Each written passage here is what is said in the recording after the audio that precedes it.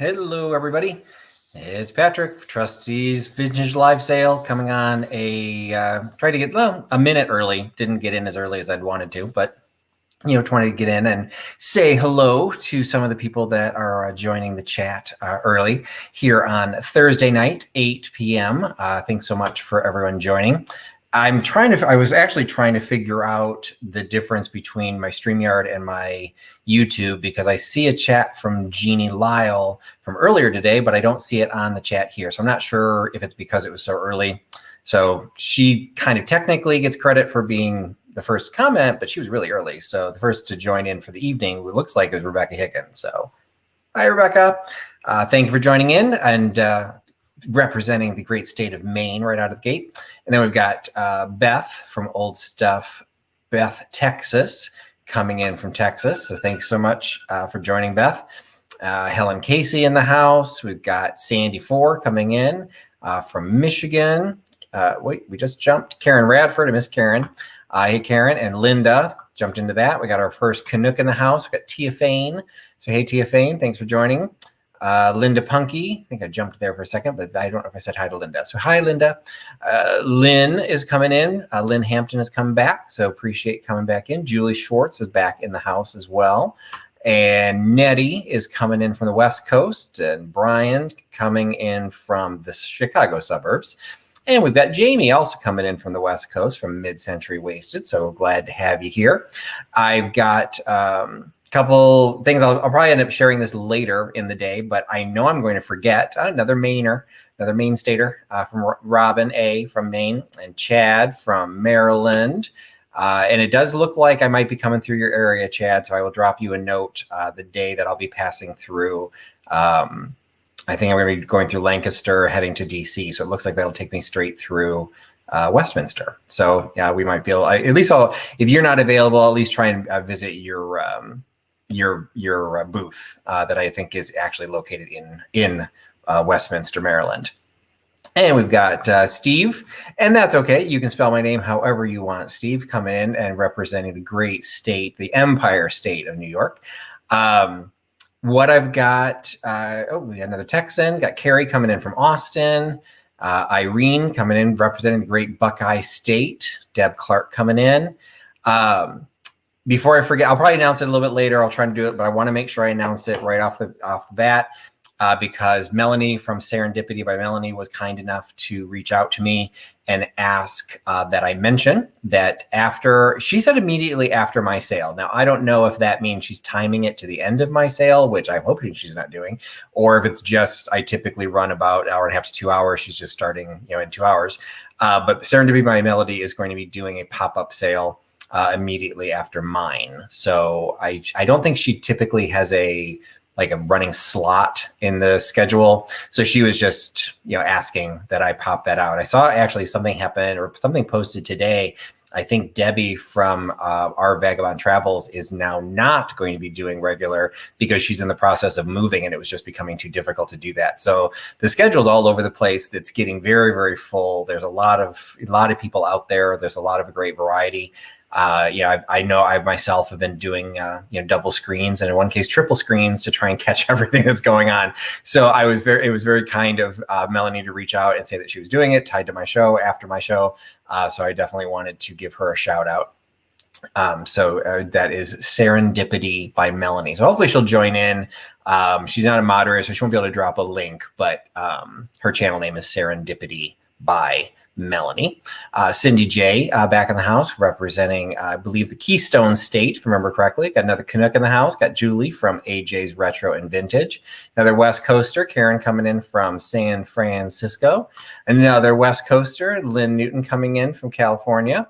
And I just jumped once again. Kat coming in from South Texas, Alabama. I can't remember. So Calypso Antiques Cat. So thanks for joining. Dawn, another Terp coming in from Maryland. So thanks so much for joining. Gritty Gret is back in the house. And we got Vintage and Vinyl. Oh, just doing her group of hellos. So we've got Katie coming in from Florida. And let's see. We've got Dolores Cowie coming back in. Hey, Dolores, welcome back. So anyway, so Serendipity by Melanie having her sale at the probably in about 2 hours. She just said after my sale, so we'll see how it goes. Also wanted, because Katie is in the house, wanted to mention that she did a great show and tell last night with Vinny from Vintage and Vinny. So if you missed that, hop on to Katie's channel of Vintage and Vinyl and catch her interview with Vintage Vinny.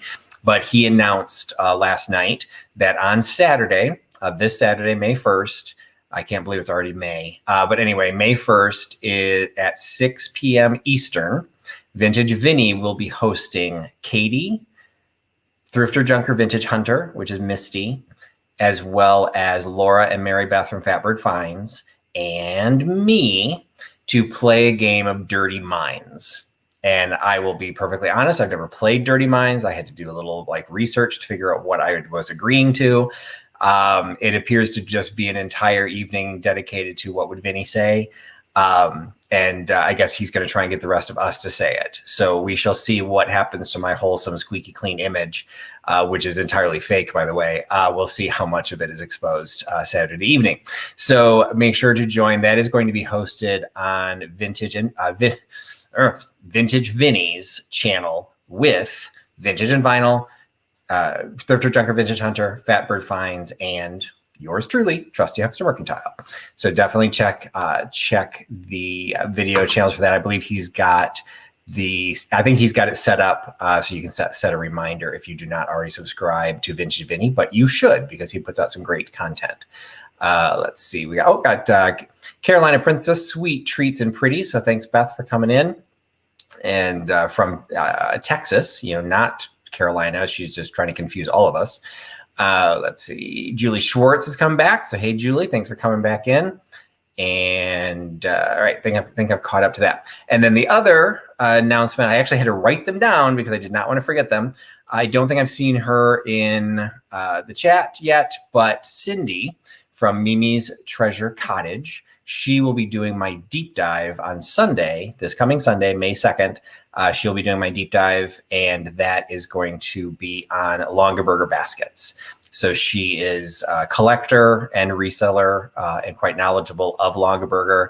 She is from Ohio. Longaberger is from Ohio, so I think there's a little bit of a connection there. And so we're going to be talking about, to me, I thought Longaberger baskets were basically useless, worthless, whatever. And she has educated me to the error of my ways. And so she will be sharing, really, not all of them have value, but how to know which ones, what to look out for, and what is special about the company as it's developed. The only thing I really know about them, their headquarters was made to look like a gigantic Longaberger basket. So I'm sure she'll talk about that too. So that is Sunday. That's my deep dive, Sunday, May 2nd, with Cindy from Mimi's Treasure Cottage. That will be at 8 p.m. Eastern, which is when I do most of my live interviews. And let's get caught back in the chat. Let's see. Hello. Oh, we got Nate back in the house. Hey, Nate. I wasn't sure if you're going to be able to make it today, so thanks so much for joining, Nate, representing New Zealand. Barb, another Illinois representative coming in from Northern Illinois, so thanks so much for joining again, Barb. And let's see, Kim Z, also representing the great Buckeye State of Ohio. And who else did I miss? Looks like I might be caught up on that. And then the last thing I wanted to announce, and I'll probably have to go through all of these later, but the last thing then is also to mark your calendars. As I always am doing my live sales, next Thursday is my next live sale, which also happens to be a group sale. So next Thursday, May 6th at standard time, 8 p.m. Eastern, just like this one is. Next one will be another 4-seller, 1-sale event. And this one will include Thrifter Junker Vintage Hunter, Misty herself. She'll be coming back on to join my live sale. Also joining the live sale will be Laura and Mary Beth from Fatbird Finds, and Katie from Vintage and Vinyl. I did not think that I'm actually replicating Vinny's lineup for Saturday night at my own live sale. I don't think that was intentional. Vinny's not part of it. No offense, Vinny. 4 sellers. You would be number 5. So anyway, we've got, that's my next sale. 4 sellers, 1 sale will be Misty, Laura and Mary Beth. They count as 1, Katie and me. And that is next week. And then we'll have to figure out what the rest of my schedule is, because I'm going to be doing a little bit of a road trip The Huckster helper is graduating. And so I've got to figure out my schedule. I think I'm still going to do my live sales. Pretty sure I'm going to at least do the first one. So I'll talk about that next week once I've confirmed it. But that may be a live sale on location. So, you know, we might have something different. So we've got quite a few things in the schedule and coming up, and appreciate all of you joining in. Patricia Robinson, I don't believe I said hi to you. We've got another Illinois. We've got Daniel coming in from Southern/Central Illinois. And I understand, Daniel, from the chat last night, I did not know you were a librarian. So that is actually my industry. I sell to libraries. So someday I might be visiting. If I ever get to travel again, I may visit you and make you buy something from me. We got Joni coming in from Vintagerous. I've actually got something tonight that will be reminiscent of Vintagerous. I'm going to give a little heads up. I'll be doing some cigarette cards. And so she was my last deep dive. And so if you didn't catch that one on cigarette and non-sport trading cards, you can check that at my deep dive channel. And we covered a lot of cigarette cards. I'll have some in my sale this evening. And then again, my next deep dive Sunday with Cindy on Longaberger baskets. And let's see. All right. Most of the names I'm recognizing. There might be one or two who haven't purchased from me before, but you've probably come through the sales before. Nothing really earth-shattering or new. The biggest difference that you might have from my channel from some of the others, I do not do auctions. So when I show you an item, I will give you the item. I will describe it. I will give you the price. And that is the price you will pay. I will then give you a number. Hey, Jeannie Lau. I will then give you a number. And that is the number you need to enter into the live chat. Now make sure you're doing the chat, not in the comments. That continues to be a confusion for some new people. Hey, Jing, and hey, Melody. And so just make sure you're in the live chat, not in the comments. If you're not seeing some of these comments that I'm highlighting, it means you're in the wrong spot. So just make sure you're in the chat. The first person I see who puts the number that I announce in the chat, you will be the person that claims it. The price is, hey, Angela, another Illinois. The person that claims it will be, first person I see will be the person that claims it. Prices do not include shipping. So if you have not purchased from me before, even if I recognize you, if you've not purchased from me before, just make sure you send me an email with your shipping address. I will send you an invoice for your item plus the shipping to you. And once you pay the invoice, I ship your item. As simple as that. So I think I'm caught up with Halem. Melody came in, so Halem came in right behind. So thanks, Halem, for joining in as well. And I'm going to go ahead and get things started. Why is my first item missing? All right. Oh, there it is. Because I usually start with my mystery box, and I couldn't find my mystery box. Because my mystery boxes I now have as my own little tracking device are the maxi pads. Because I still continue to have enough maxi pads that every mystery box I ship gets a maxi pad. So maxi pad, this, if you don't know the backstory on this, I literally purchased hundreds of these, sold several, over 100 in one live sale that Soul Nate is still recovering from. And if you ever want to just buy some, let me know and I can sell them to you as I used to. But now I'm just including them in the mystery boxes. And as I set myself up, I one time forgot to sell the mystery box because I didn't have anything to remind me.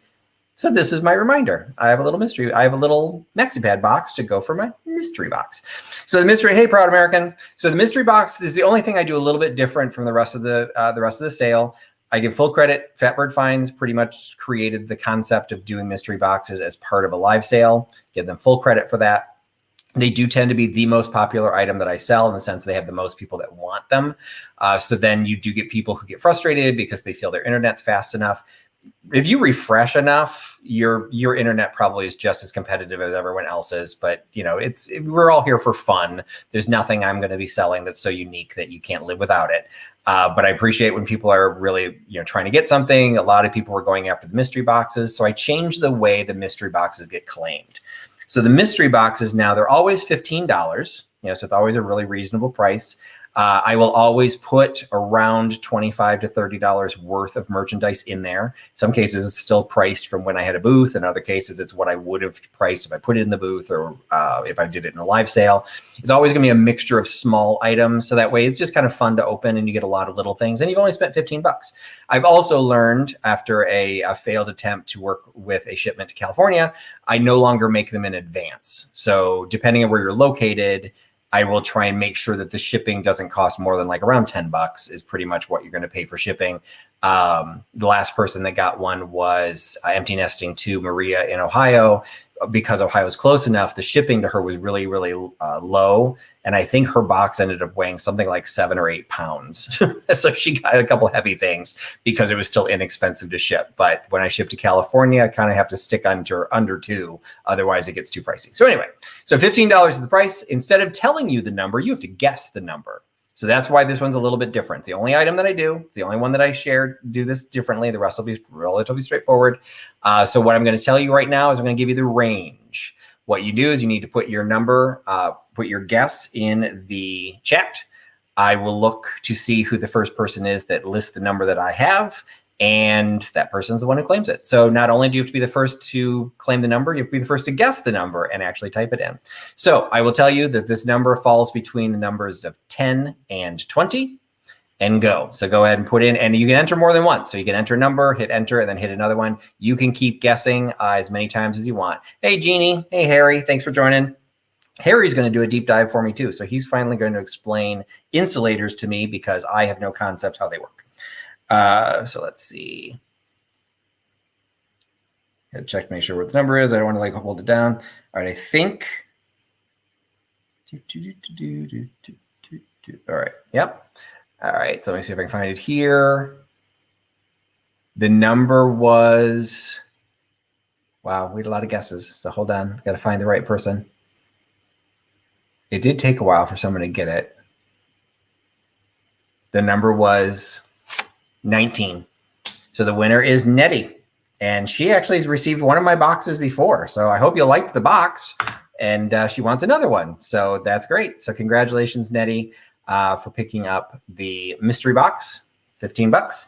Since I'm going to be sending it to the West Coast, I'm going to try and, again, I'll find some variety for you that don't weigh a lot. So it's kind of a challenge to try and figure out if I'm going to ship it long distances, the best way to give you some fun stuff without weighing a lot of, putting a lot of weight in there. All right. Next one, I'm just going to kind of start going through the stacks that I've got here.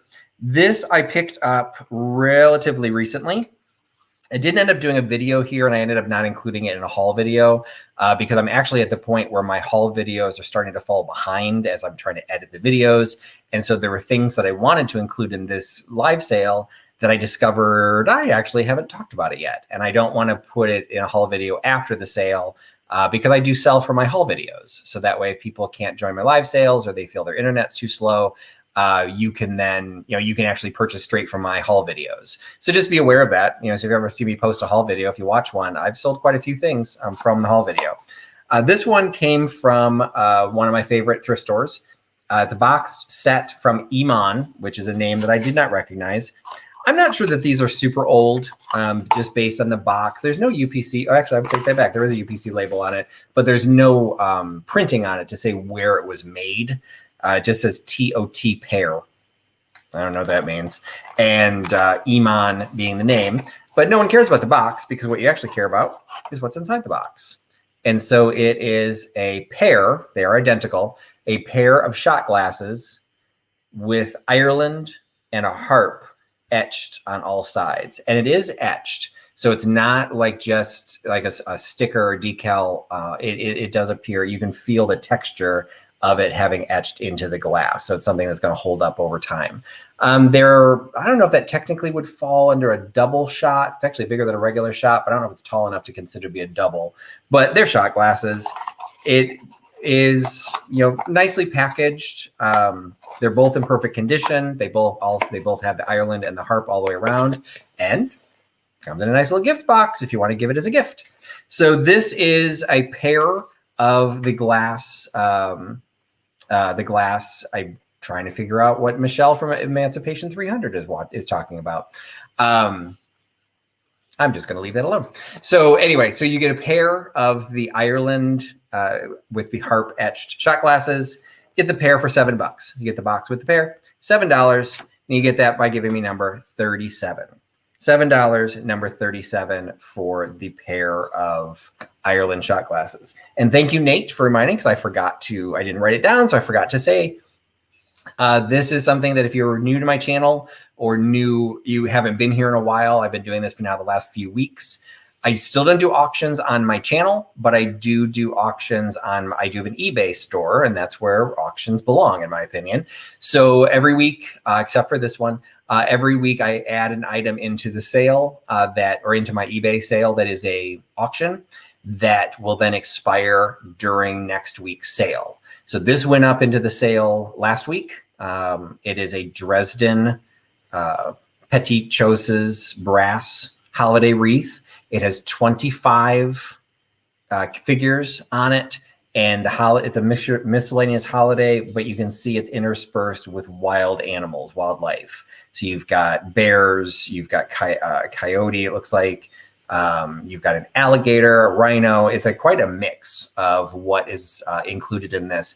They all tend to be fairly unique. I don't know if they just had like random emblems that they just grabbed and welded onto the wreath, so you never know what you're going to get. But it is a mixture of holiday and animals. It is 10 inches across, from animal to animal. And if you measure, there's like the ring that holds the wreath. That distance is 7 inches. So, obviously the size matters. So this is up for auction right now. It will end in 40 minutes. I will say that this is the first item that I've done where I've actually had multiple bids prior to the following live sale starting. So there's been some competition. Wait, I don't think there's a dachshund on the wreath, Dawn. So let's see, what would be the dachshund? Could you think the alligator was the dachshund? A dachshund with a fantasy complex. There's the row of chicks that's carrying or like pulling a cart with an Easter egg in it. I don't know what else could have been. And then this one I think is a mountain lion. So again, a dachshund wannabe. This one I think is more of a hunting dog because of the tail. And he's also got longer legs. So I don't think that's a dachshund, but hey, you can call it a dachshund if you want. Anyway, so this is the first time that there's actually been competition for it even before the next sale. Usually all the activity happens here, which is totally fine. So again, that Nate dropped the link. So did Katie. So you can go and find that. It's on eBay right now. It will end in 39 minutes. And if you get anything, we'll definitely, I would combine it if you buy anything else. But it's, like Nate said, they really go all over the place. Some of them are much larger, so you do really have to pay attention to comps. And that's one of the reasons I did put it up for auction, because even when you compare the 10 inches, they were going anywhere from 50 to 150. Like, when you just look at what the actual sold comps were, and then you look at what people are asking for, and sometimes they're insane. So, it's one of those cases. That's why it's up. So number 37 goes to Karen Dondelinger. So thank you, Karen, for picking up the shot glasses. And I now have something breakable to send to San Francisco. That makes me so happy. Tequila reminds me of family fiestas, dad singing sad songs, getting Rory drunk with my uncles.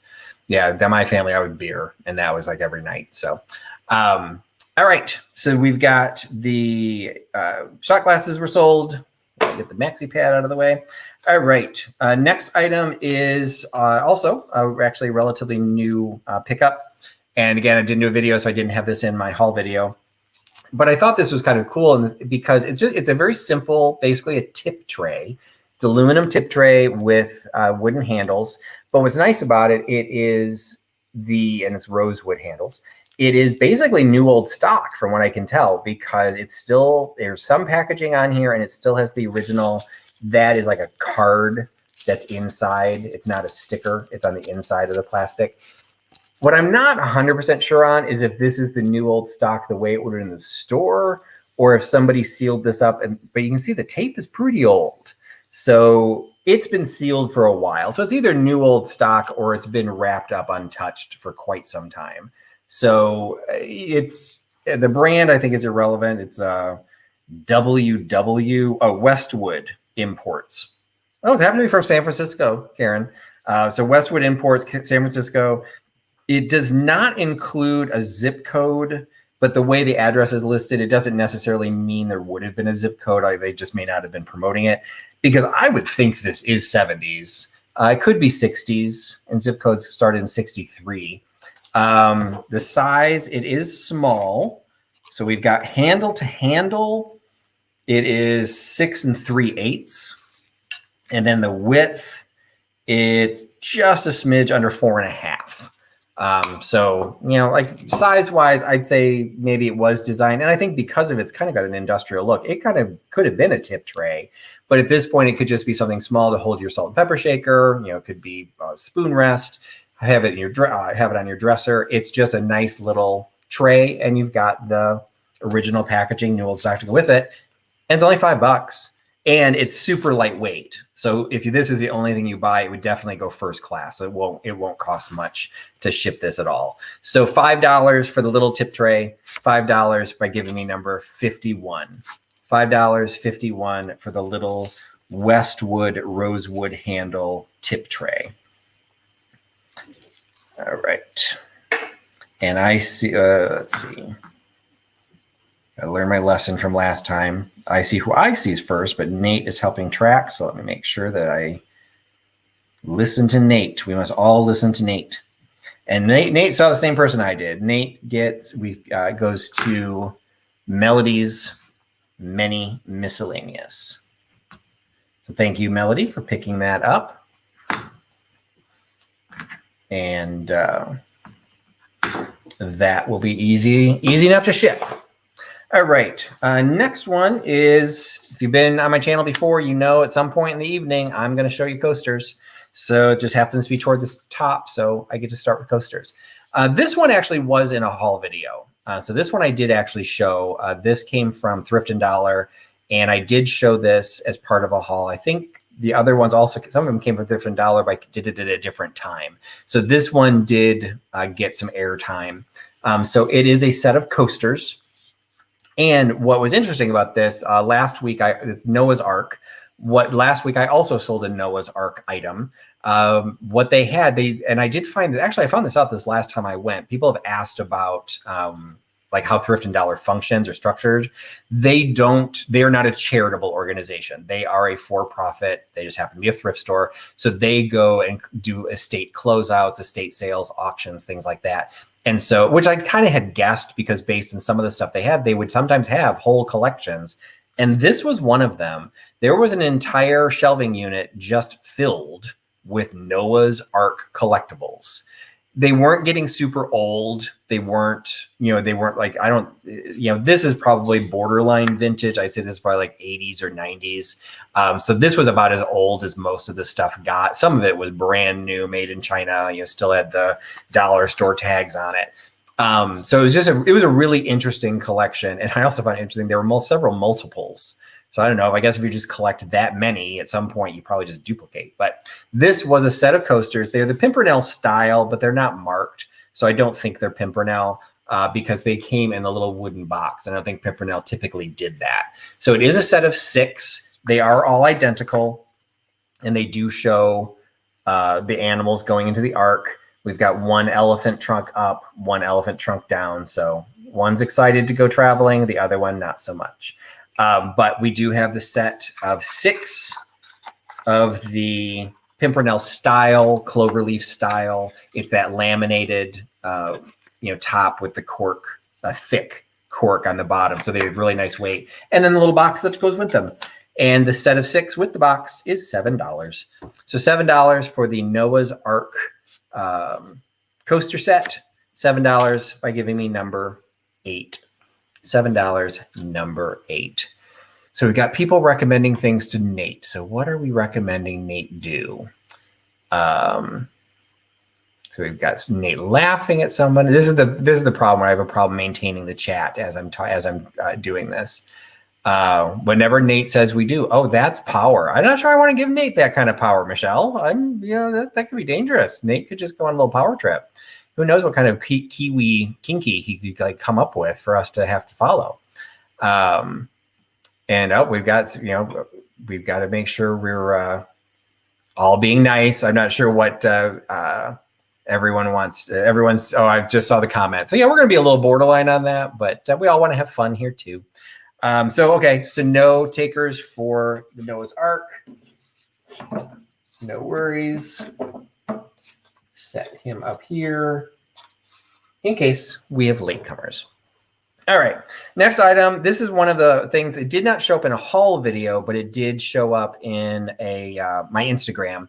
So if you follow me, and a lot of the sellers do this. If you follow us on Instagram, we will sometimes post highlights of some of the things that we're going to be selling. And one of the things that I highlighted was a vintage game. Now, admittedly, this is a game that I was not familiar with. It does have the copyright on I think it was on the instruction booklet, that it was copyrighted in 1970. So it existed during my childhood, but maybe it was no longer popular by the time I was old enough to actually play it. So Scan is a family game for 2 to 8 players, ages 9 to adult. It contains 2 identical decks of cards printed with distinctive markings. To start Scan, a card in the holder is turned up and players try to be the first to locate identical markings on the other set of cards, which are spread on the table. So you've got the set is complete. So you've got the little card holder, and then you've got 2 sets of cards that one has a green background and one has a brown background. So I guess the concept ends up being is you flip, your active card, and you have to now find a card that's laid out on the table that has one of these same patterns. So if you hold 2 together, they're very similar. Let's hold it the same way. They're very similar. So it's not something you can just do a quick check and say, oh yeah, there's a match, because you've got to match the X's and O's, the little amorphous shape, the colors, and then the dots in the Connect 4. So I had not heard of that. So what's nice about it is it is designed, what did they say it was? Up to 8 players. And it's hard to find, party games, for that many people. And I'm not even sure why you couldn't do more, except for you have to be able to all sit around the table and see the card. So it is a vintage game of Scan, complete. It's on the instructions are in there, and then it also has the copyright there on the side. So the Parker Brothers 1970 Scan game, and it's not particularly heavy. So considering it's a card game, like I've always considered picking up the Trivial Pursuit games I sometimes find, those puppies are heavy. So to ship those would cost a fortune. This one really isn't. So this is the Scan game. It is $8. $8 for the Parker Brothers Scan game by giving me number 72. And it looks like Joan Rogers was coming in asking for the coasters. Thank you, Joan, for picking those up. See, you don't have to have the fastest internet. So I appreciate you picking those up, Joan. And I actually have something else for you. So I will combine the 2 and ship them together. So thank you so much for joining in on that. And it looks like we've got a couple takers on the game. So let's see what Nate comes back with of who gets it. Dolores, if you do see numbers before I say them, that's the best way to know you're lagging. Other than that, sometimes when I put things behind me, sometimes people will put in their bids because that's why it's here. It's in the background. So you are good, Dolores. So thank you for that. And it looks like 72 goes to Canada. So we've got Julie from AJ's Retro and Vintage. So we've got American games crossing the border. I'm sure there's going to be a federal offense, but that's great, Julie. Thanks for picking that up. I hope you enjoy it. If you end up playing it, I'd love to see how it works. Obviously I know the concept, but I'd love it if you did like a video or an Instagram live where you had your friends playing it and you're just videotaping, because I would think my head would explode. I want to find it. To me, it seems like a very stressful game. So congratulations. Thank you for picking that up. And I do hope you enjoy it. All right, the next item, I don't know if Joni's still here, but I mentioned Joni and I did a deep dive about a month ago that covered cigarette cards. And we talked about cigarette cards and just non-sport cards. And so I picked up this set. First, I will show you this. I've had a couple of these. This is my last one. So I've been trying to take some of my sets of cards and sell them with the cigarette picture album. This is the Willis's cigarette picture album. And if you did miss the deep dive, the way these are designed is there's little slits around the hole, and the hole is open on both the front and the back, because there would be pictures on both the front, or pictures on one side and usually text on the other. Hey, Joni, you're still here. Thank you. So you've got a place to display them. So these were issued on the bottom of the Willis's cards. There was like a little thing that they were done around World War I. There was a little thing that said, send a penny into the company and you could get a folder. Now this one is not specific. Sometimes they were for a specific set, and they actually would have the set's name.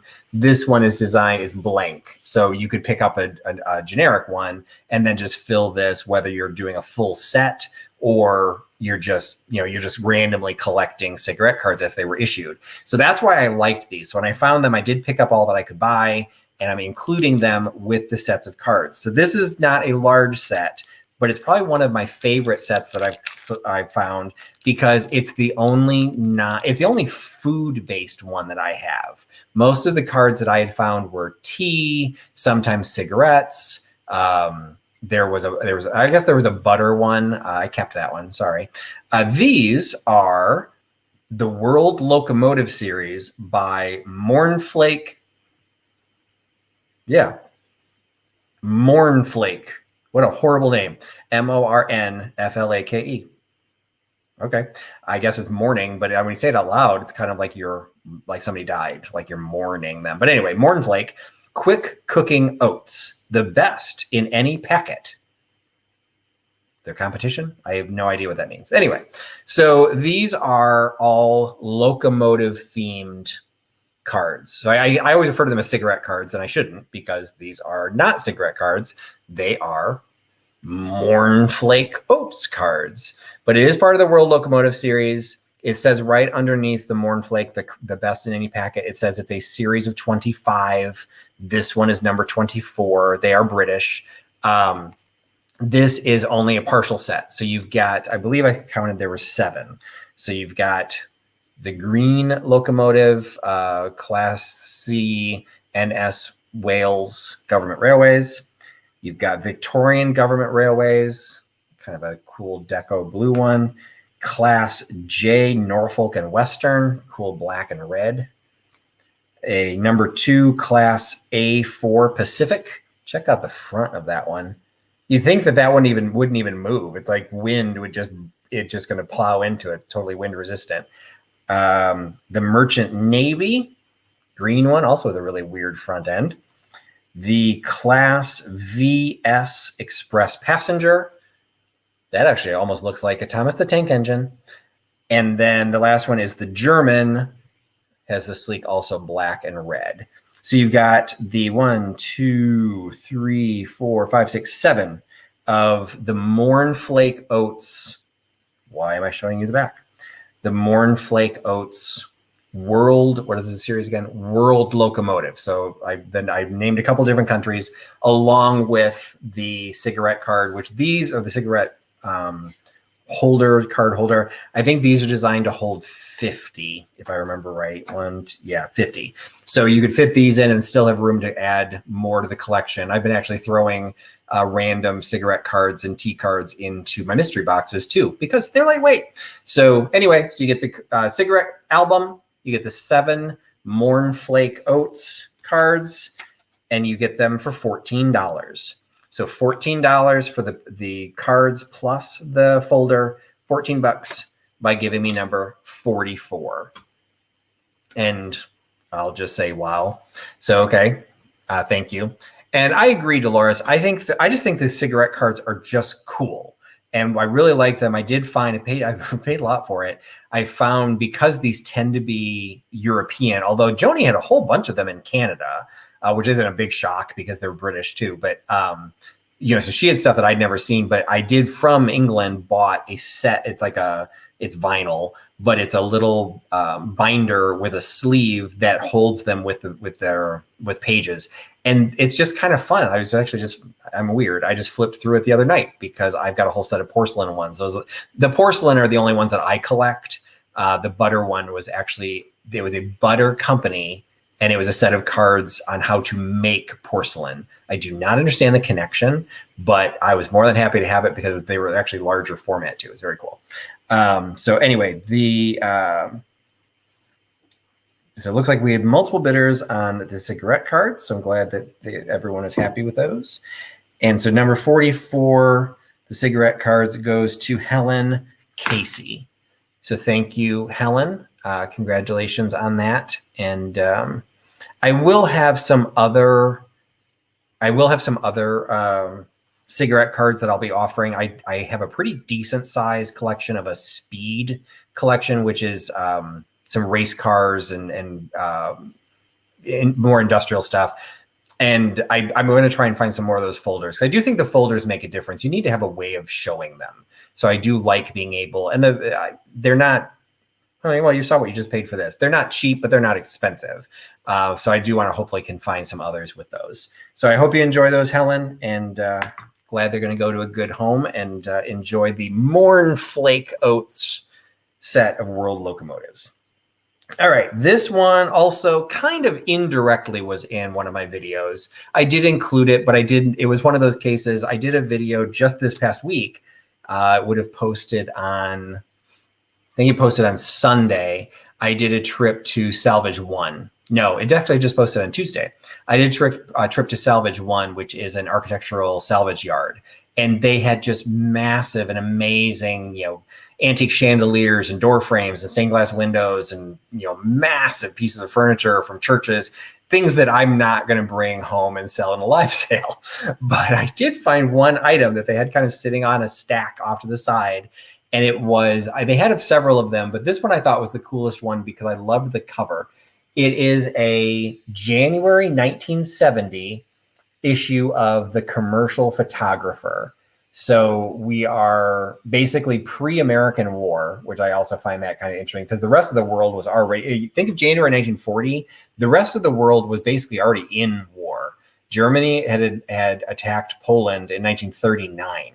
So the war had already started, and we were doing magazines on fashion photography.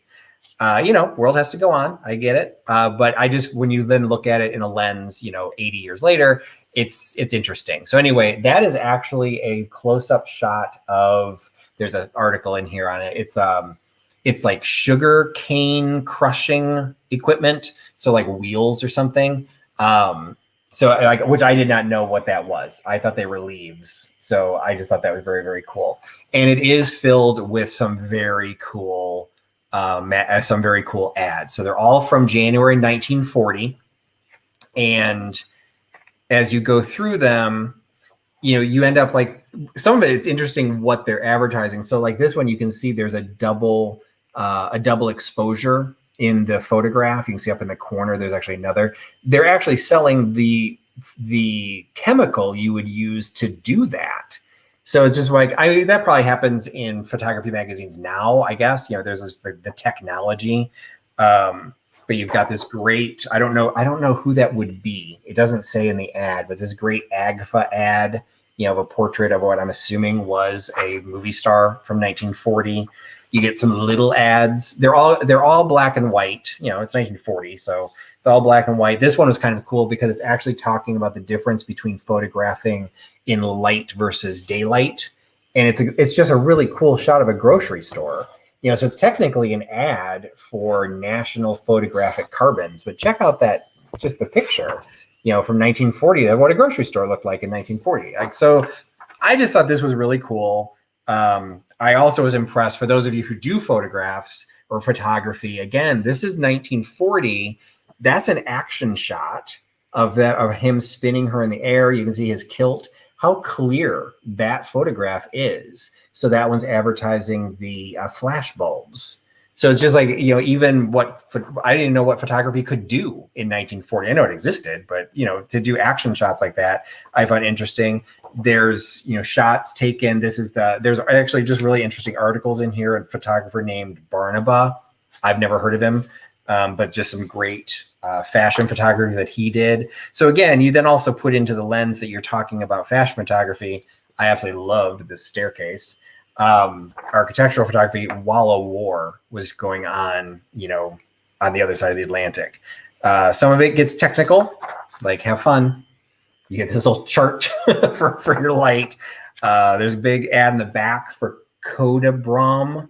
I don't know what that is. You'll sell more Codabrom enlargements because of their finer quality. So, you know, from a Kodak company. Anyway, I just thought this was cool. And it is the only one that I picked up. Maybe I should have picked up more, but I picked it up because I really loved the cover. So the January 1940 issue of the Commercial Photographer is $8. So $8 for the photography magazine by giving me number 34. $8, number 34 for the photography magazine. And so thanks, Nate, for keeping the running tally on the brass wreath. There are now 16 minutes left on there. Yeah, I didn't think Katie was going to be able to make my sale tonight. So I'm glad Katie was able to find some time. And yes, we appreciate when you do help, Katie. So it is very, very, very appreciated. So and it looks like Katie is getting a photography book. So congratulations, Katie. See, it paid to show up and help me out.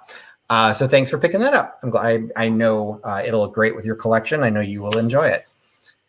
All right. The next item is something that I've sold before. I've actually sold probably, and I don't know why I keep coming across them, but I've probably sold 8 or 9 of these. And I have another one. But what's unique about this one, so this is the Costa Boda Crystal Snowball votive holder. What's unique about this one is it's the only one I've ever had that still has the Costa Boda sticker on it. All of the other, like I first found them because I had picked up a box lot at an auction of crystal, and all of the other items, there were other items that were in there that were Costa Boda, and they were all mixed together. So I'm like, well, maybe they match. So I did some research. I looked for this shape under Costa Boda and I found it. So I'm like, oh, okay. So it made sense. I found the right shape. It was with a bunch of other Costa Boda. Okay, cool. It's Costa Boda. And I've sold them as Costa Boda ever since then. I've sold them on my Etsy store. I've sold them here in the live sale. I've sold them in my booth. This is the first time I have proof.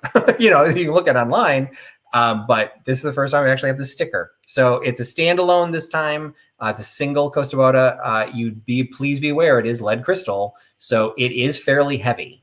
This piece by itself is probably almost a pound. So once I put it in a box, it will be a pound. So it will not be able to go first class mail. So just keep that in mind. It's not going to be very big. So even if I ship to California, it's not going to cost a fortune, but it might be heavier than you think. It's not just a little glass votive holder from the dollar store. There's some heft to this because it is, as the sticker proves, it is Costa Boda.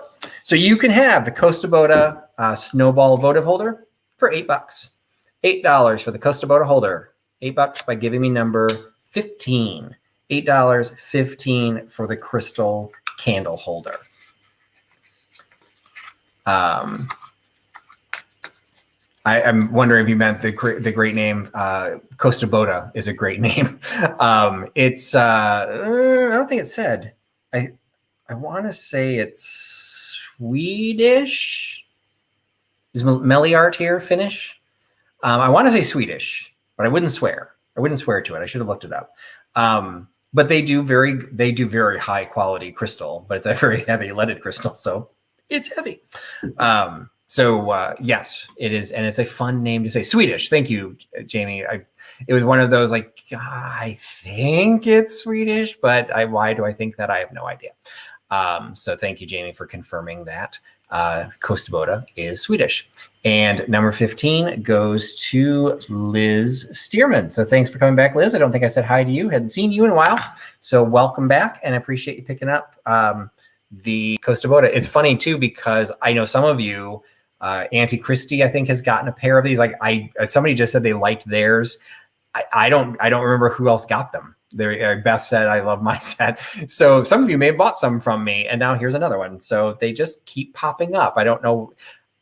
You know what's really, I don't know. Now that we're confirming it's Swedish, the town just north of me, Geneva, Illinois, I've done some video there.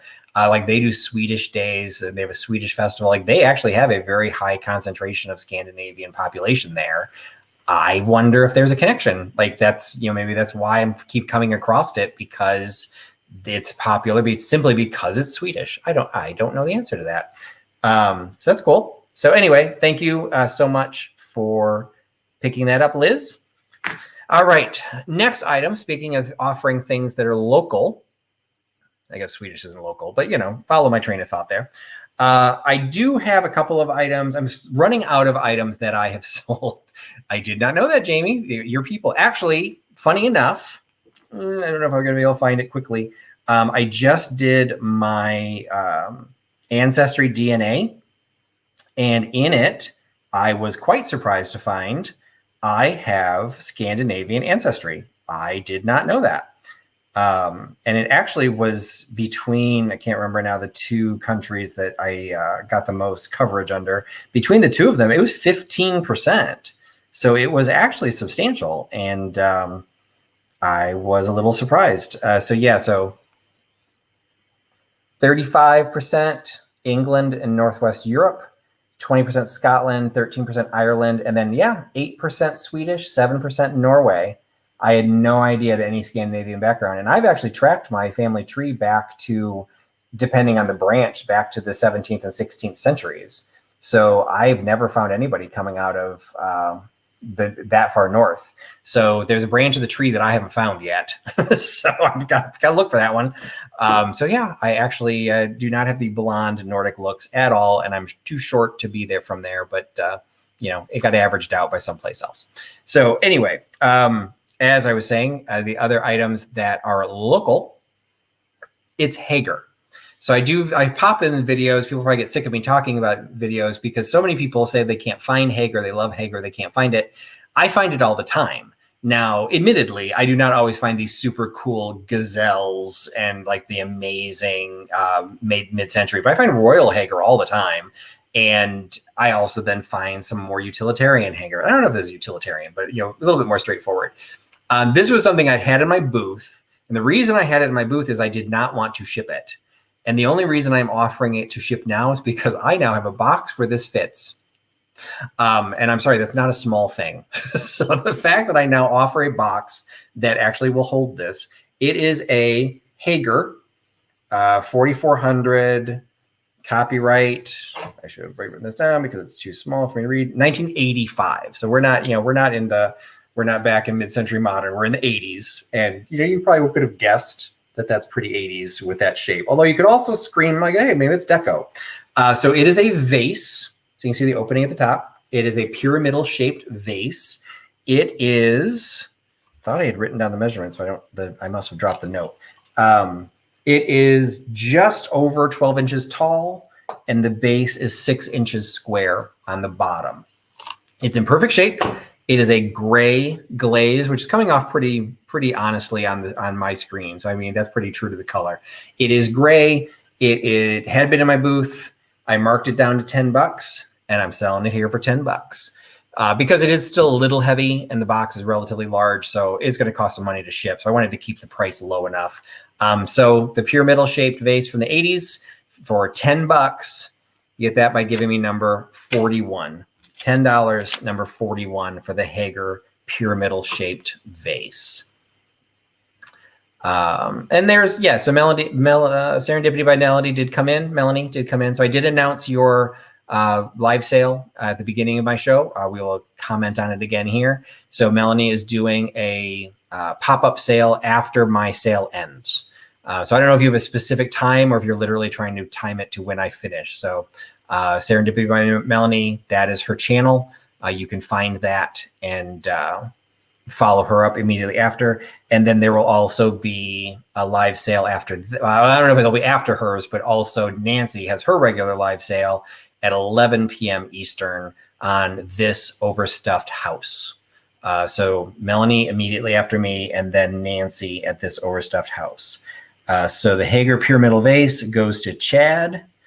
And since Chad, it does look like I'm going to be in your area. If you want me to hold on to it and bring it as opposed to ship it, I'm happy to consider doing that. So just let me know what you want me to do with your Mayan pyramid. So yes. So thank you so much for picking that up. And let's see, we've got 7 minutes left on the wreath. So again, I think the last I saw was up to 102. That will be the one that comes up for the sale. The auction ends in 6 minutes. I am not introducing a new piece because a week from now will be another group sale, and I don't want the group sale to be interrupted by keeping track of items. So I'm not posting anything new tonight. So this is the only one that's in auction right now, and then once it ends, I won't post another one maybe for another couple of weeks, again, depending on how my travel goes. So that's, only item, but that's your last chance. So 6 minutes, and that, and Kate and Nady, that wasn't right. Nate and Katie have been dropping the links in the chat, so it'll be easy for you guys to find. Oh, hey, Bree, I didn't see you come in, and Dana, didn't see you come in, and Julia's here, and Carnival Cruise Line commemorative is here. Sorry, I missed a bunch of people as they showed up later. Tim and wait, I know this. It's not Tom and Jerry. It's Tim and Jerry. Tim and Jerry are here from Vintage and Vino. So thank you for all of you for joining, and I apologize that I missed saying hello to you. So the Hager went to Chad, and I think I just have one more item, because I am literally at the point where I think most of my booth stuff has been accounted for. These were things that, the Hager vase I had on the side because I just didn't want to ship it. This one I actually found. I had set this aside because it was a Christmas item, and I didn't want to list it onto Etsy yet. So I decided to sell it here. It is a little stained glass piece from Joan Baker Designs. It's still got the sticker on the back for Joan Baker Designs. It also has the sticker from my shop. Once upon a time I was selling it for $8, marked it down to $6, and I'm going to be selling it for $6 here. So this is not real stained glass. It is completely flat on the surface, but it is textured on the front. So it's almost like if this were porcelain, it's almost like the Moriagi, where you've got the individual designs are actually lifted up and then painted in the middle. Joan Baker Designs does a whole series of these. They do sell well on Etsy, which is why this was going to be headed to Etsy. But I'm more than happy to sell it here. And once upon a time, I was happy selling it for $6. I'm still happy for selling it for $6, and I'm going to sell it for $6 here. So $6 for the, what did I just say? Joan Baker Designs hanging glass Christmas theme. $6 for number 40. $6 number 40 for the Christmas window light catcher. And let's see. Oh, see, Melody, that is like right up my alley. Ben and Jerry would be easy to remember. So, but I think it was in Katie's thing last night. Vinny was it was in Vinny's thing last night with Katie. Katie's last thing with Vinny, that they were trying to remember, and they said Tom and Jerry, and they said, no, it's not Tom and Jerry, it's Tim and Jerry. And so I've just got to remember that. Now I'm going to confuse it with Ben and Jerry and come up with like Bim and Jerry. But it's happy to have you both and have all of you. And we're now going to the window catcher. It looks like, according to Nate, the window catcher goes to Lynne Newton. So thank you, Lynn, for picking that up. And glad. I always like when I can sell it in a live sale. I want to pass good prices off to you guys. And, I know you guys are going to give it a good home. So, and as I was cleaning through items and boxes, I'm really, really, really trying to get myself organized and trying to just clean up things. The Huckster helper still can't park in the garage. I came across another box, and this one, to be perfectly honest, I can't remember where this came from. It's a little too large to be considered a bookmark. I think I probably bought it to be a bookmark, but I think it's really designed to be, it's a pressed piece of art on handmade paper. You can see, hopefully you can kind of see there's an indentation where the etching was kind of like pushed into this. It's the Kokopelli design. There's, you know, some stuff in the background. So it's like kind of a Native American Southwestern motif. So I'm pretty sure I picked it up on a trip to Albuquerque or Santa Fe. That's really the only place I traveled much, considering it is signed, and it's signed from 2004. So at that point, I was working in the last job. I was primarily traveling to Albuquerque. So I think that this came from that area. The name Britain did not, or Britame, or because it looks like that last letter is an M as opposed to an N. I could not find anything on that, but it is dated 2004. So from the Etsy definition, it isn't technically even vintage. It's literally just something I've had, and it's been flattened between books because I didn't know what else to do with it. So I just think it could be framed. It's a size-wise, it is 11 inches by 3.5. So, you know, it's like the height of a piece of paper, but really narrow. So it would be kind of an odd shape to frame, but you probably find a larger frame and then just put like a solid sheet behind it and let this float on it. That's what I do when I have weird shaped items, because then it's really expensive to do a custom frame. So anyway, so it's the Kokopelli design. I think that's what he's considered. And it's just basically coming out of my personal collection. I just don't remember much about where it came from, but it is dated 2004. So most likely Albuquerque / Santa Fe when I used to travel to New Mexico for work. So anyway, it is a handmade paper with a handmade and hand-signed art for $9. $9 for the Kokopelli thin print, $9, giving me number 46. $9.46 for the Kokopelli artwork. All right. This one, I think I had in my Instagram, although I can't remember now, Georges Briard has returned. I used to find Georges Briard all the time, and lately I haven't come across him in months. So we've got this 8-inch square signed Georges Briard piece. You can see it signed down there at the bottom. It has a little bit of a curvature to it, so it's slump glass. That, you know, it's not pressed, or I mean, there's no seams or anything. It's just a flat glass that they put into a mold to let it slump down. So you've got the slump glass 8-inch square dish. It's primarily, when I was researching it, it kept calling it gold leaf design, and there are leaves in it, but I don't know if that's the official name of the pattern, because I think what people were also referring to is the fact it is gold. Like, is it gold leaf? Like, it's not gold leaf, like as like a piece of a statue or something. It's gold leaves, I guess. So, you know, total mid-century modern, you know, probably late 50s, getting into the 60s. It has the pebbled finish on the back, and then the smooth finish on the front. Before it goes too far, I just lost it. Before it goes too far, we've got number 46. The artwork went to Annette Fain. So thank you so much, Annette, for picking that up. So I did find several of these. He did make them in different sizes. So this is the 8-inch size, not the platter and not the little snack dish. So this kind of like fell in the middle. And based on what they were going for, it seemed like this size was selling, you know, into the 20 to 25 range, sometimes higher, sometimes lower. So I just pulled up 15. So $15 for the Georges Briard 8-inch square slump glass dish. $15 by giving me number 23. $15.23 for the Georges Briard. All right. This I have had kind of like the sister piece to. I sold this, and that one had a box to it.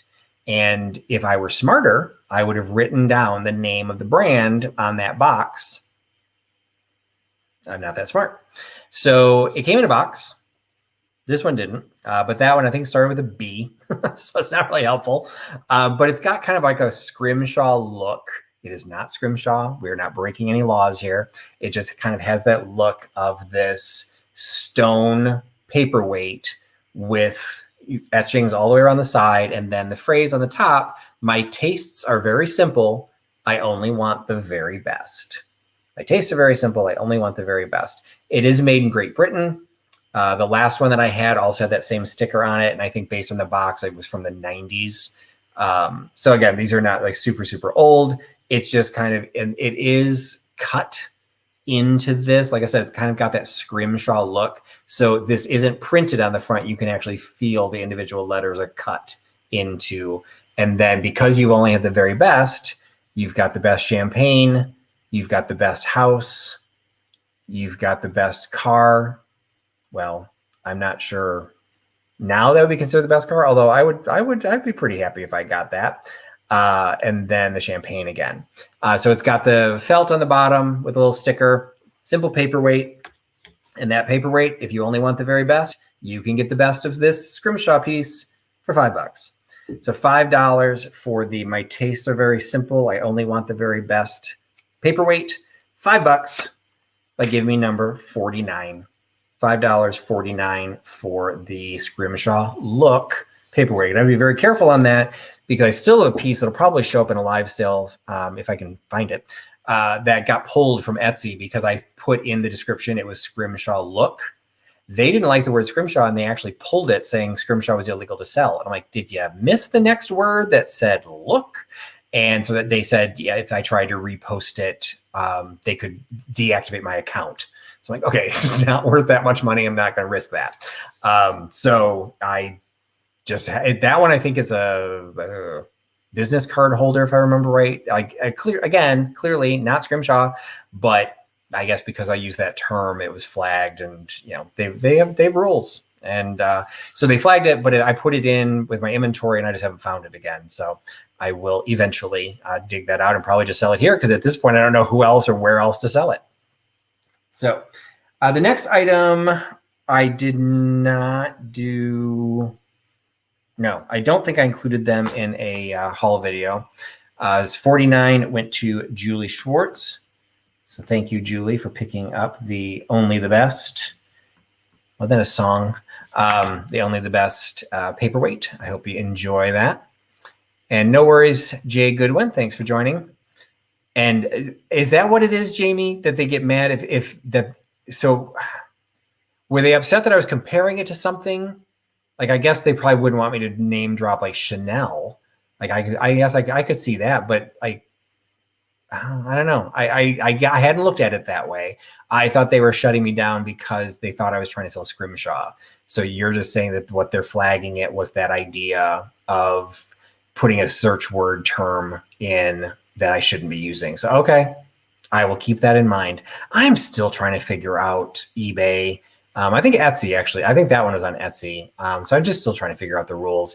Etsy actually pulled something I sold in a live sale earlier on. It was a handkerchief that very, very clearly said made in Switzerland. It still had the tag and everything, but it had at once upon a time been for sale in a retail store in Cuba. And the box showed the address for the Cuban store. So when I did the listing, I said, including the original box from Havana, Cuba. That was enough to get it shut down because we are not allowed to sell from Cuba. And I actually challenged that one. I'm like, it's not from Cuba. It's from Switzerland. And yes, somewhere along the line, somebody may have bought it in Cuba, but it's not a Cuban piece. Like, nope, can't do it. So I would have had to have sold this handkerchief without the box. And I ended up selling it on a live sale instead. So anyway, it looks like Norman Jean joins. Hey, Jeannie. And then there's Nancy. You've still got your sale going on tonight, right? 11 p.m. Eastern. I announced it earlier. We just wanted to make sure. So Nancy's got her sale tonight, and that it will either be running concurrent or just after Melanie does her pop-up sale. Okay. The next one, this I don't think I ended up doing these in a haul video, and I probably should have, but I was really excited to have these and I want them to go. I was going to put them up on Etsy, and I decided, you know what? I'm going to put them up here first. So I'm going to give you guys the first shot at these because the minute I saw these, I got super, super excited. And because I've carried this label before, And what this is, it is the black and white fruit design from Susie Cooper from the late 50s. So we're into our mid-century modern. What's cool about these, and it's like there's literally a 2-year window that this exists. Susie Cooper developed these in 1958. And it was either 56 or 58, so maybe it was a 4-year window. But she developed these in the late 50s. She was then bought out by Wedgwood. It was Susie Cooper Pottery. Susie Cooper was bought out by Wedgwood in 1960, and everything from Susie Cooper from 1960 on actually had the Wedgwood label as part of it. So this pattern continued to exist past 1960, but after 1960, the back stamp showed Wedgwood. These back stamps both still show the Susie Cooper original label. So that means these were, I want to say it was 58 was when she designed these. So that means these fall between 1958 and 1960. So I really like these because you can pinpoint the year. Susie Cooper is a very collectible name, and people like her collection. She did a lot of things prior to Wedgwood buying her out. Sorry, they bought her out. She was super popular. It just happens that these were only available for 2 years. Some of her other stuff was around longer. So people do like to collect these. So these probably belong on Etsy, but I think they're cool. And I'm sorry, hello, they're coasters, so I have to sell them. So they are the two of the patterns. There's a series of fruits. So these were the black and white fruits of strawberry. I think that's a strawberry. So strawberry, and I have no idea what this is. It's a hairy watermelon, but they're really, really small. So if you compare it to the leaf size, it can't be watermelon. So I don't know what those are. If those are nuts of some kind, if this is some weird California fruit tree. Actually, I think Susie Cooper is British, so I don't know, some weird British fruit tree. I have literally no idea what those are, but you get the two of them. Oh, is that what a fig looks like, Cricket? Are figs hairy? I didn't know that. Okay, so we've got the fig, and we've got, like I said, I want to say those are strawberries, but they could be like they could be like raspberries. I'm not sure. It kind of looks like they're bumpier than a strawberry would be. But anyway, they're black and white, so you can do what you want. So we've got the pair of Susie Cooper coasters. They are bone china. So like I'm looking at it with the light facing me, I can see through here. I can actually find the outline of the fruit. So these are very fine bone china. Susie Cooper porcelain pottery. The pair of them, $20. So $20 for the pair of Susie Cooper, $20 by giving me number 53. $20, number 53 for the pair of the Susie Cooper black and white fruit. Oh, a gooseberry. I don't know what a gooseberry looks like either.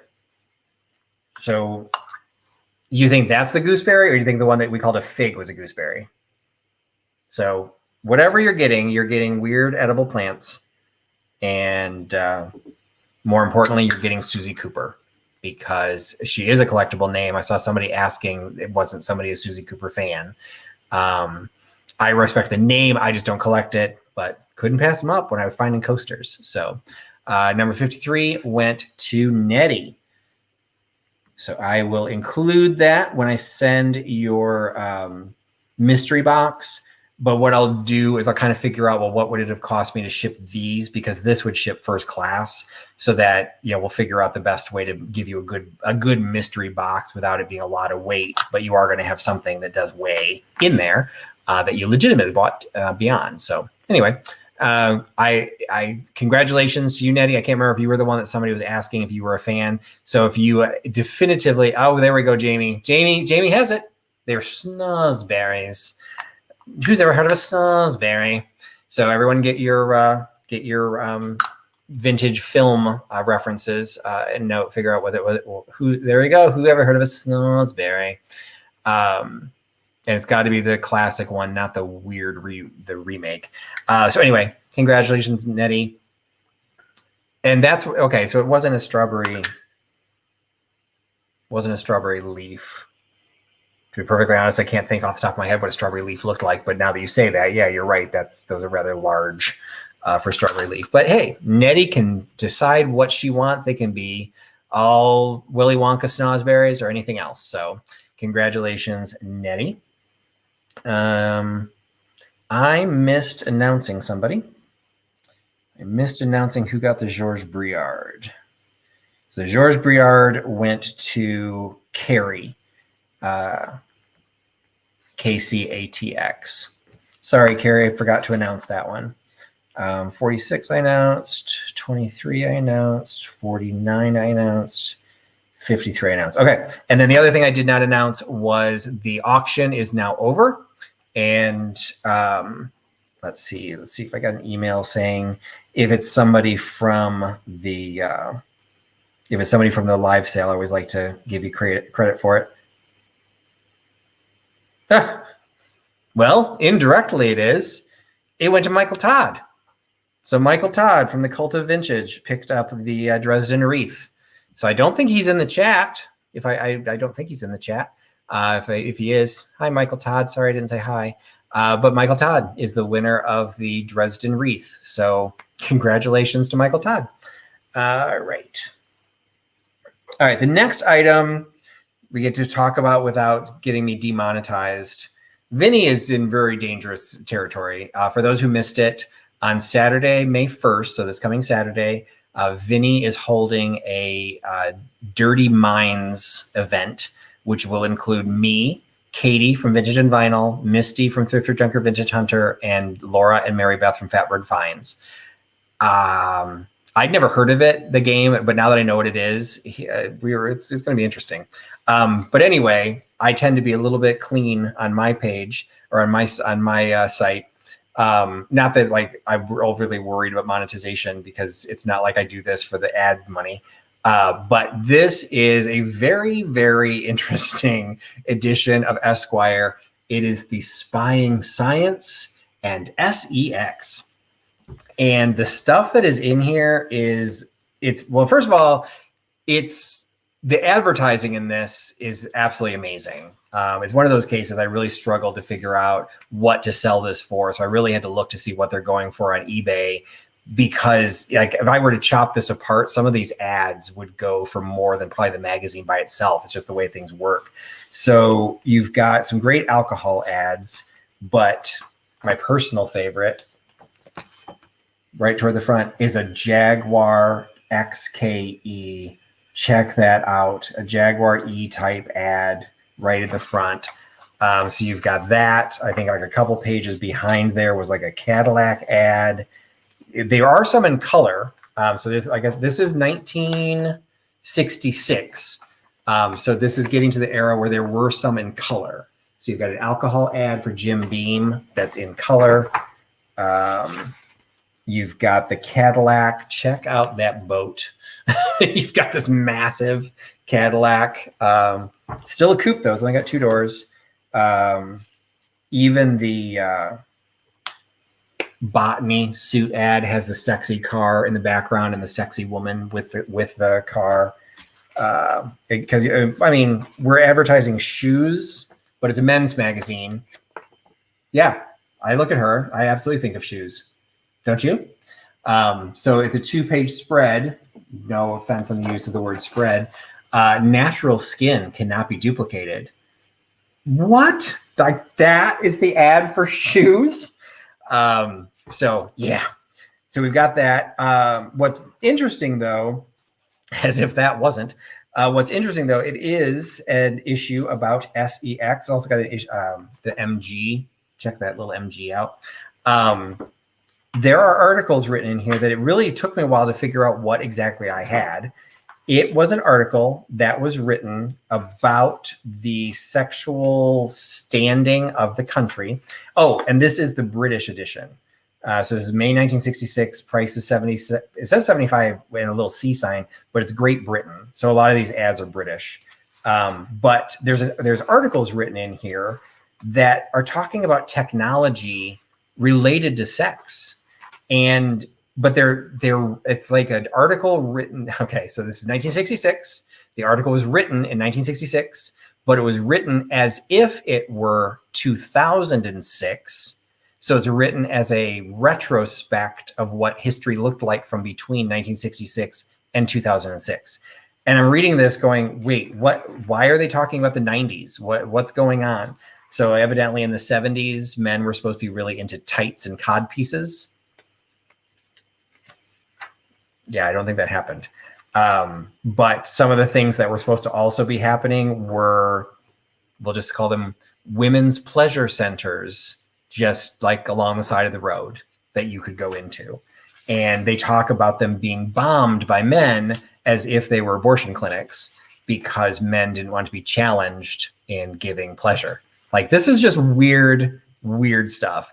And it's written as if it's like a history report. So that's all in here. So there's like, read it for the articles. But there's just some great, there's a whole spread on how to dress for marrying at different times of day. I will just say, that's what I wore. I got married during the day, so I wore a morning coat. Anyway, it is a great magazine. It's in great condition. Got the big full page McGregor ad on the back. Let's see what's on the inside cover.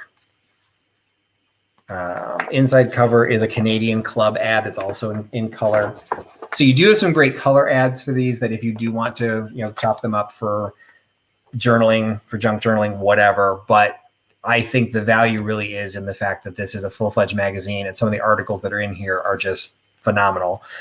So you get the Esquire 1966 Sex Edition of Esquire magazine. I threw it in for $12.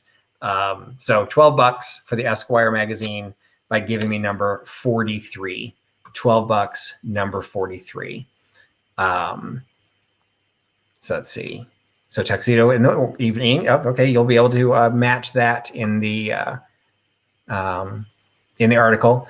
So stovepipe. Okay, now you're just making crap up. What the heck? What? Winkle pickers? Were you in a BDSM marriage? What the hell? So yes, well, in my case, yes, it was a morning coat. I didn't mourn for, well, my ex-wife's not watching. Okay, we're just going to leave that one alone. So let's see. Who did we get? A couple of people trying to claim it. So number 43 goes to Anchor and Pearl Treasures.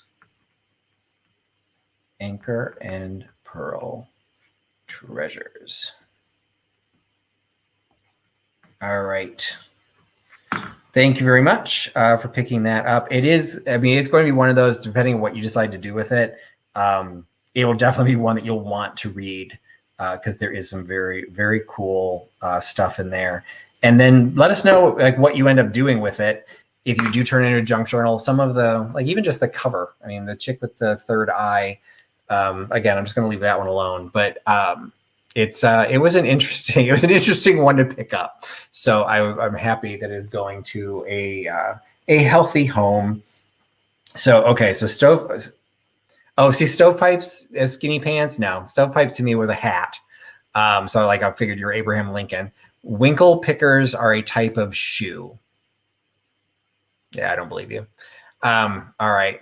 And, again, I guess I'm getting ready for Vinny's show. So, skinny pants or stovepipes. I guess in a really weird way, I guess that makes okay. But Melly's going blue. She's now envisioning winkle pickers. I've just, I agree with Jamie. Run away, run away. All right. Next item. This is something that was in a video. Yeah, I did do a whole video on this. So this one was at the end. And this also posted recently. I did a video of an antique store, the B Attitudes Antiques. I chose not to hold its name against it. And one of the things I showed at the end is one that I had problems with some of my video or some of my recordings got corrupted. So if you saw the video, there were some references to that. But at the very end, I did tack on some haul video. I didn't get much from there, but because I had some of my video get screwed up, I needed to make the video longer. And I showed these. So what I actually discovered and remembered after the fact was that there was kind of a debate about these about a year ago of what these were. I had blissfully blocked that debate out because I didn't care, but also because I also knew what they were. Federal sold these in sets of 4, and I have the set of 4. Federal sold these in sets of 4 with like a whole packaging with a black and white. It almost looked like a wanted poster. And they did shot glasses. They did a whole series of different types of glassware. They also did them for like game birds. Like they just had a whole style of marketing, and these were marketed as shot glasses. Now, standing alone, they could also be a toothpick holder. But there were some comments that were made in my video, which refreshed my memory, that then people also considered these penny candy cups. Okay, you know what? I have maybe once upon a time, penny candy cups did kind of look like this, but the giveaway for these is the fact it came as a set of 4. Now, I don't have the box, but when you're going to see something like that would be as old as an EAPG penny candy cup, you're probably not going to find 4 that match identically. And these also have the shield with the little F in them on the bottom. So these were definitely more modern. I mean, they're still from like the 60s. I thought they were the 70s. I think Scott weighed in from Old Curiosity Shop. He said they made them into the 60s and actually in the 50s. So they, he was saying they could be even older than I thought. But they're just the amber glass. It's just a small little handled mug. You can use them for whatever you want. Roxana's saying candy scoopers, knock your socks off. You can use it as a candy scooper, but they were sold by Federal as shot glasses. And Scott actually sent me the artwork to show that what the original packaging looked like, but I had seen the original packaging. So these are actually shot glasses. Whatever. I don't care. They're cool. They're small. They're going to be lightweight to ship. They're actually very nicely done because this bottom is actually indented and it has the Federal shield marked on the bottom. It is pressed glass, so you can see there's the line of the mold. See if I can get out of the light. You can do the line of the mold, does go up the side. So again, these were not high quality at the time they were made. They weren't fire polished out. They're just cute. They look great on a shelf. Pick your own candy, use your own toothpicks, or go to town, and I'd need about 6 of these. So for like to equal 1. But regardless, we have 4, but what I've decided to do is maybe I'm kind of like breaking the vintage code, but I'm breaking up the set. I no longer have the box. Who needs 4 matching shot glasses? So I'm gonna sell these individually. So this is a case where I have 4 of them. And so the first 4 people that give me the number, I'm selling them for $5 a piece. So if you want one, the $4, there are 4 of them, $5 a piece, be one of the first 4 people to give me number 70, and you will get one of these shot glasses. Hey, Mr. L. Page, you will get one of the shot glasses. They're all identical. They're all in perfect condition. So it's just the first 4 people. If you want more than one, just enter the number more than once. Just try to be the fastest you can to enter, be the first 4 to claim. All right. I have carried this on occasion, and I always joke about it that it gets a bad rap. But the fact of the matter is I kind of run across Avon all the time, and I think Avon does some neat stuff. And it's, they're not trying to be anything beyond Avon. So what I've got is this little bunny, a little bunny plate. It is from the Bunny collection from Avon in 1994. So it's kind of got this basket weave pattern going all the way around. You've got a couple different bunnies on there. One kind of seated up and the other one holding, smelling, eating the floral bouquet. And so, pink. Yeah, it's coming there. It's more pink than, I guess that's kind of coming across as the right color. And then at the very, very edge is a nice bright green color. So it's just a little bunny plate from the Avon collection from 1994. And you can have it for $5. So $5 for the little bunny plate, $5 by giving me number 69. $5.69 for the bunny plate. And it looks like we've got 2 bidders for the whatever you want to call them, but the Federal shot glasses. If anybody wants the other ones, or if Karen or Classic Old Soul if you want more than one. Okay, so Karen's going to take 2 of them. So I still have 1 left. And that was number 70. So I've got 1 of these left. If I put it over here, you'll see it. Move the wreath.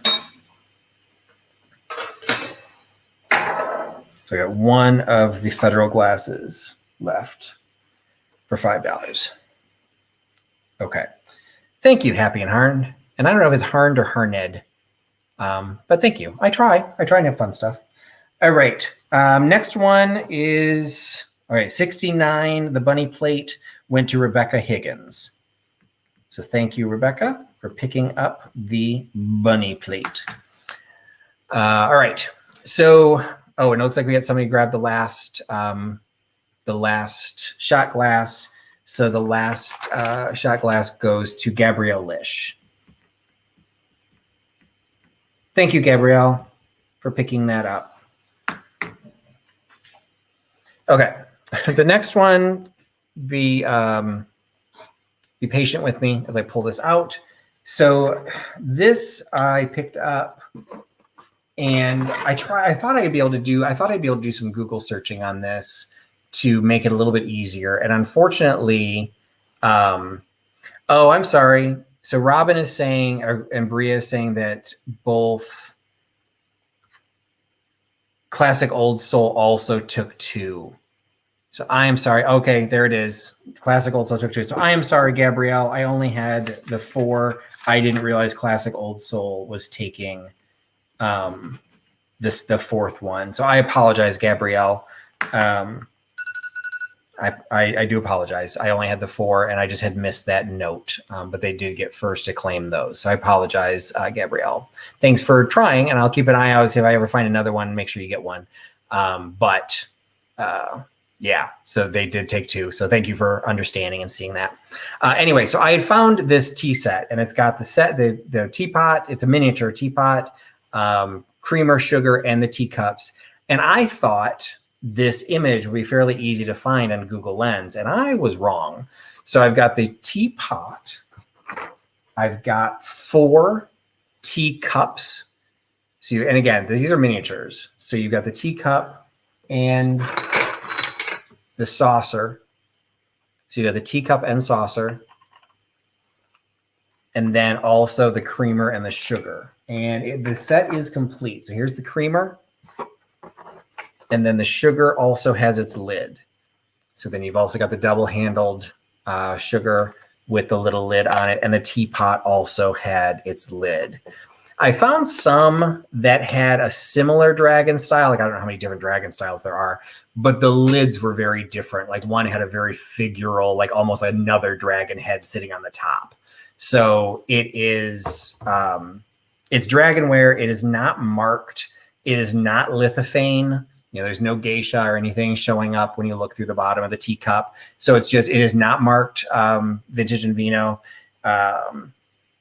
So neither the cup or the saucer have anything on the bottom, and the teapot, none of the pieces have anything. Now, this one I found interesting only in the sense it was made because this one has a like more of a ridge to it. You can kind of see that, and it's glazed, but the sugar is not glazed and it's flat. It doesn't have that ridge. So there are, you know, but they have to match, because they're the exact same design on the front, and even the way the tail comes around, they have to match. So I don't know if they were made at slightly different times and then merged at some point, or just because it's smaller, it wasn't given as much detail. It was difficult for me to figure out how to price this. So I just kind of priced it as what I thought was kind of cool. So Brooke is saying she had a purple set like that. And I just, even when I was trying to do for miniature, for large, it's very difficult to find. I could not find this exact set. So it's $14. So I felt that was a fair price based on what I was seeing other sets go for. I don't think there's anything like super special to this one. So there's no reason for me to like ask for a lot of money. Hey, Uncle Andy. So $14. So $14 for the dragonware. And that gets you the teapot, the sugar, the creamer, and the 4, I didn't pull them all out, but all 4 of the teacups and the saucers.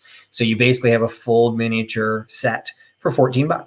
$14 for the blue dragonware, by giving me number 9, $14, number 9 for the blue Dragonware tea set. All right. I do not often carry milk glass, partly because I'm not educated in milk glass. Most of what I'm familiar with is milk glass more from like the 60s and 70s, kind of the stuff that I grew up on. That to me is it's kind of cold. It's not. It doesn't have the warmth. It's just not something that I even wanted to decorate with. I know it's popular. It doesn't go for big bucks, but there's definitely a market for it. I just don't carry it very often. And I found this. And so this one to me, again, not educated. Milk glass is, not something I'm familiar with. But this one, I'm not sure how can I show you this? Like, I would say the white in the Susie Cooper is pretty white. You can see there's a difference. Like, this is not the bright white of modern milk glass. So I'm thinking that this is an older piece. Now, is this older piece into a true antique piece of milk glass? I've had antique milk glass that's been painted. This seems to be a higher quality than that, which makes me wonder, well, maybe it's a little bit more modern, or maybe it's modern and they just didn't make it stark white. I have no idea. So it is cool. It, in a weird way, it kind of looks like a spade if you were trying to collect your suits of cards from poker. I don't think it's a heart. Or if it's a heart, that designer should be shot, because that does not look like a heart. It's just a little trinket dish. It's not marked. It does have a straw mark on the back, from the way it was made. So again, I think there's a little bit of age to it. It's in great condition. It has, hopefully you can see it. See if I can do this with my flashlight without blinding you. You can see it's kind of translucent right there at the edges. And it's actually kind of translucent all the way across. I actually hadn't tried that before. But even just holding it up to the light, I can see, right along the edges, it's just got it's a little bit more opalescent. It's just, I think it's very pretty. So yeah, so Ring of Fire. I don't even know if I know what the Ring of Fire looks like, because I don't know if I've ever seen a good piece. But to me, that could be what you're seeing, because there is an edge to it. That's kind of pretty. I have no idea if it's something rare, valuable, super important. I just know I got it for a good price, so I'm selling it for $9.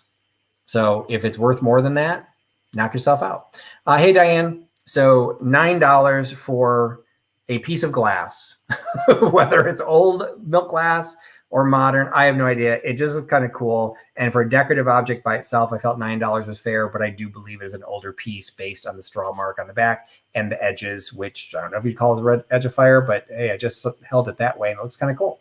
So maybe that is a Ring of Fire. Anyway, $9 for the little pin dish, trinket dish, flat dish, by giving number 13. $9, number 13 for the milk glass.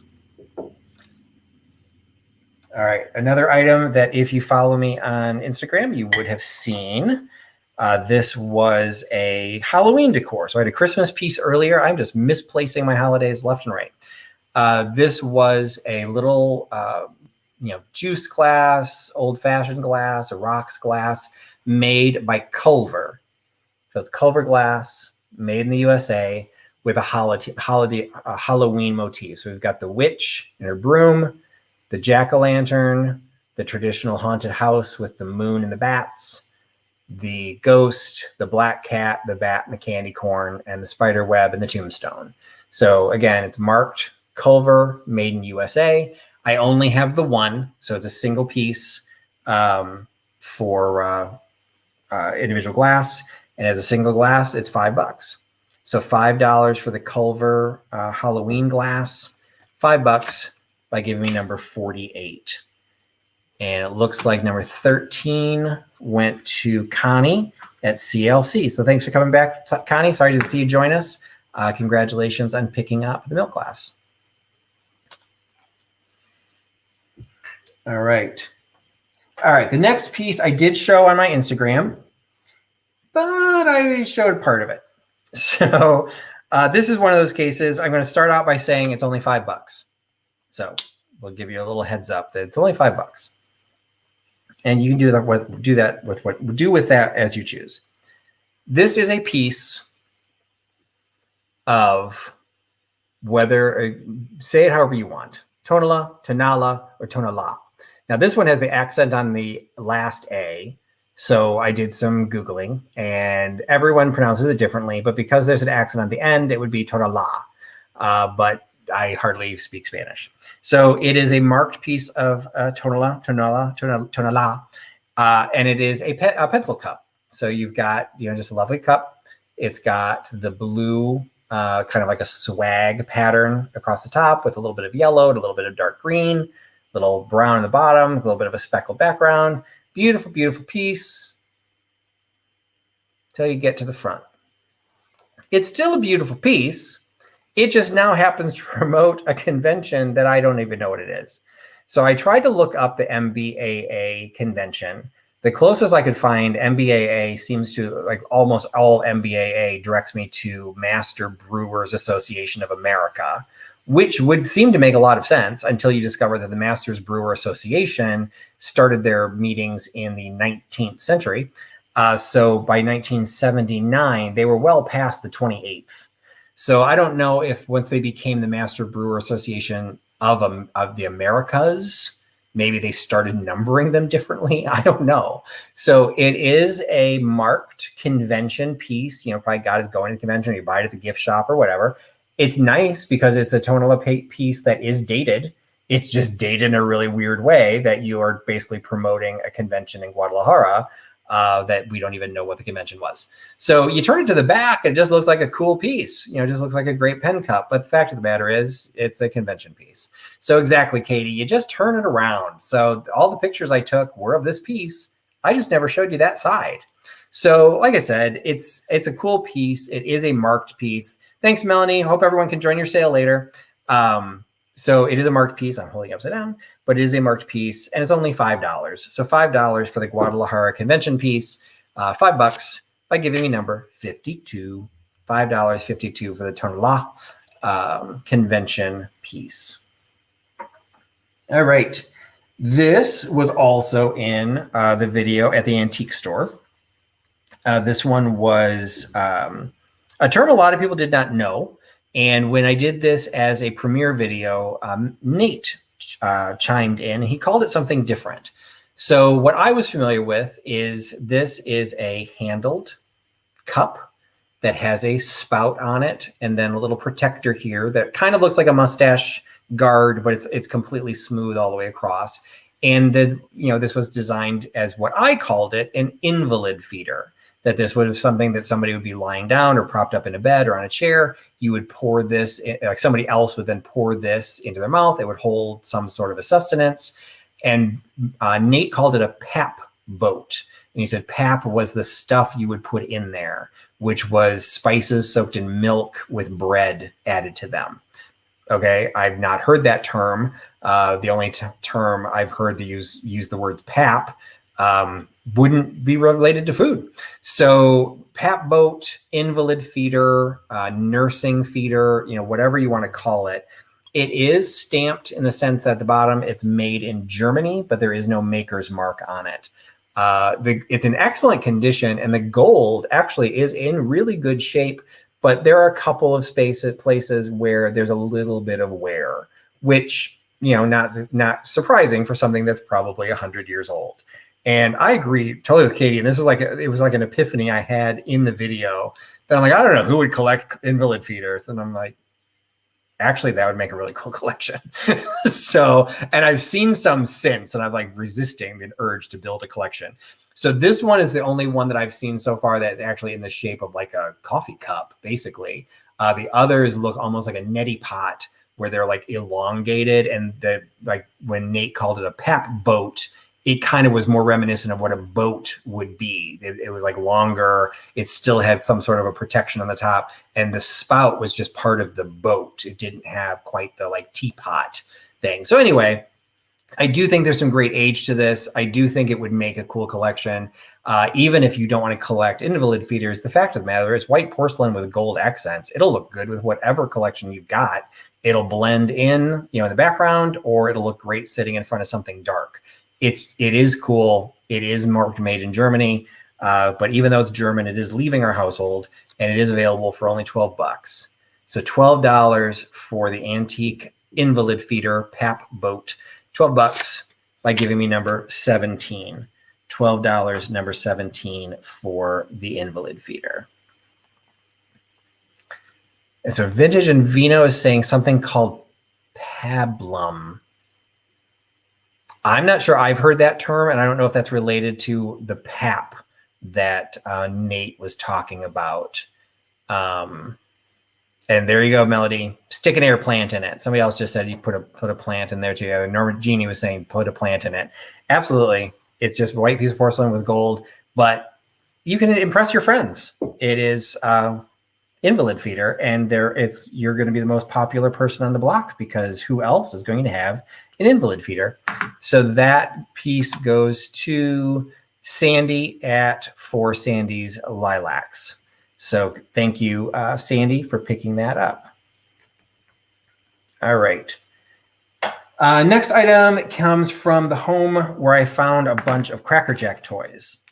This one, this is not a Cracker Jack toy. I mean, so I'm not sure why I said that it came from the home of the Cracker Jack toys, but it's kind of like reminiscent of a Cracker Jack toy because it's a little book. So it's a little book with some adorable rabbits on it. Maybe, is that a mouse at the top? Yeah, and a mouse. Some mice. Are they all mice? No, there's rabbits too. Anyway, what time is it? It's a little spiral bound book with a functional clock on the front. And it is by Joan Berg for the Golden Press, New York. And Golden Press is related to Little Golden Books because the publisher is Western Publishing Company, who published the Little Golden Books. But this one is labeled as Golden Press, so it must be something slightly different. And it is copyrighted 1966. So you've got this adorable book. It's 3 o'clock and time for play. And so you've got on each page, you've got a little phrase and then a look of a cuckoo clock with the clock hands changed to the time. So, maybe for the millennials who don't know how to read a analog clock. So it's got a little bit of an issue in the sense the cover is loose. So you can kind of see that. It's still there and you can still turn it, but there's definitely, you might want to throw a little piece of tape or, you might need to somehow strengthen that cover a little bit. But it does open, if you keep it from twisting. And it's got all the different times. So we've got at 11 o'clock, it's time for play. At 12 o'clock, it is lunchtime. So some of the pages have multiple clocks and they all just show how to tell time. And then the bottom on the back, they're basically, I guess this is supposed to be like a pocket watch. So it says this watch belongs to, and you can put their name. So just like a golden book where you put the name on the inside cover, this one has a place to put the kid's name. So it's just a really cute piece, but it does have a little bit of that issue with the cover. So I just marked it at $5. So $5 for the little, it's not a little golden book, but for the Golden Press clock book with the bunnies and the mice, $5 by giving me number 12. $5, number 12 for the Golden Press book. All right. This one did not show up in a haul video, and where I've separated some of the other pieces individually, this one I decided to keep together because I would say they're a set. Like probably somebody collected these maybe at different times, but I think they should stay together. So number 12 went to Auntie Christie. So thank you, Christy. That'll be an inexpensive shipment because I could send it media mail, but it'll be light enough weight. First class won't weigh hardly anything. So congratulations for picking that up, Auntie Christy. So these are, how do I hold these? They are a set of, and I didn't mean to have a theme, but I'm basically having shot glass night or toothpick holder night. And these are all German. Now, none of them are marked, so they're all just probably souvenir style pieces.